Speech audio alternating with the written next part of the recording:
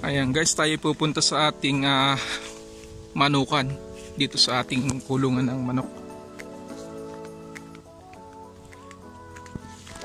Naglilinis tayo dahil wala na ngayong manok, na harvest na lahat, kaya need nating linisin. Ayan.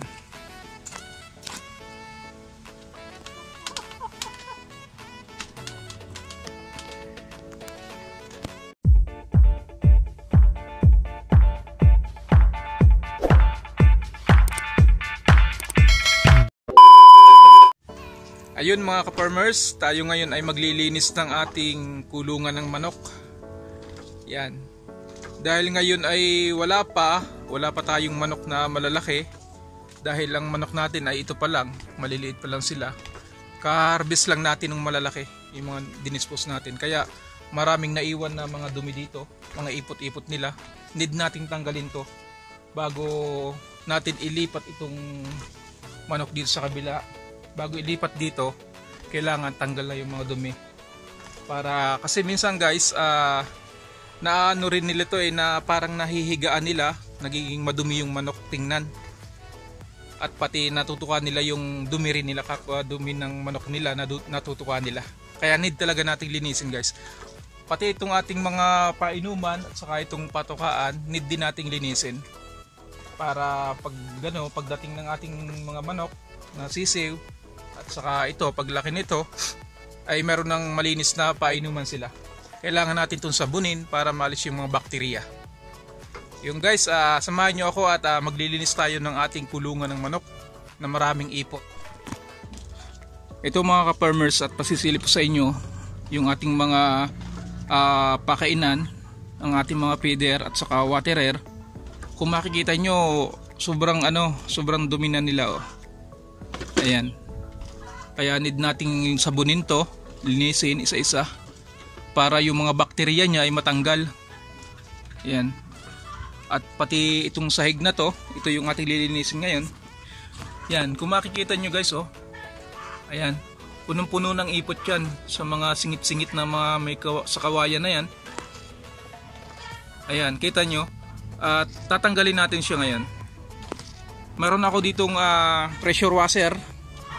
Titingnan natin kung okay itong gamitin dito sa ating kulungan ng manok na to. Tara guys, at simulan na natin.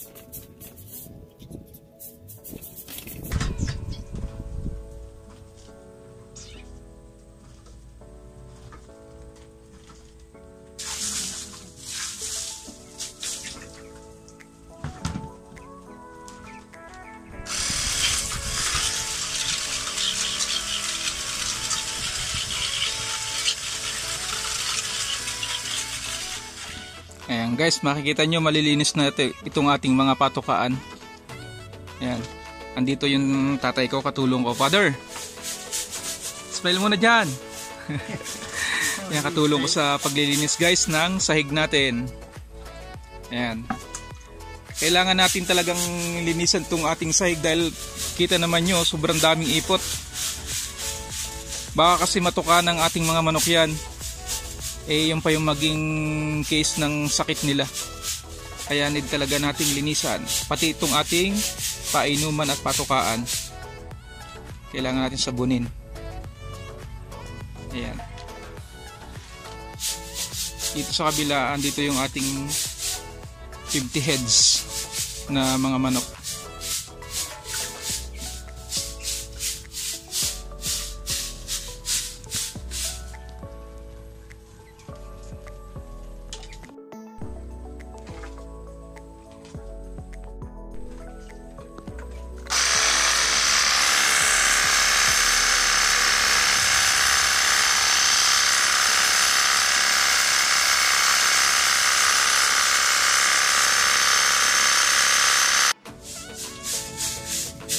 Yun lang guys, thank you po sa inyong panonood.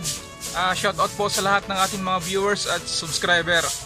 Ingat po tayong lahat saan man tayo naroon ngayon. And God bless po, bye bye.